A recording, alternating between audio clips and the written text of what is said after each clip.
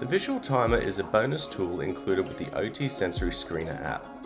It is designed to give users a simple way to provide concrete expectations around the use of sensory strategies for students. To begin, tap the visual timer button on the main menu. Scroll down the page to the time slider. The timer can be set by sliding the button to the right. Time increases in 30-second intervals and can be set for up to 10 minutes. If you would like to set a more specific amount of time, tap the numbers below the slider to reveal the manual time entry card. Simply scroll to select the desired time, then tap Set Timer. Before starting the timer, you can select your desired alarm from a menu below. Tap the alarm name to reveal 6 custom alarm options. Each alarm has been thoughtfully included to support a variety of sensory preferences, from students who may be sensitive to unexpected sounds to students who may need a more noticeable sound in order to respond.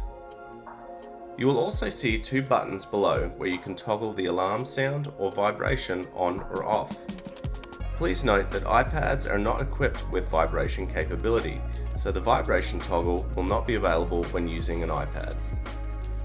When you're ready, tap the green Start button.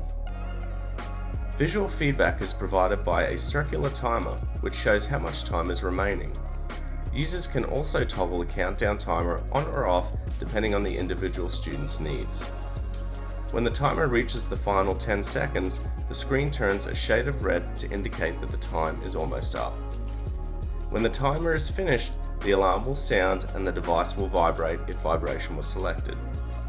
There is also an option to display an all done icon to support student understanding and help clearly signal the end of a timed activity. Overall, the visual timer is a practical tool users can keep in their pocket for helping students understand expectations, prepare for transitions, and use sensory strategies within a clear and supportive time frame.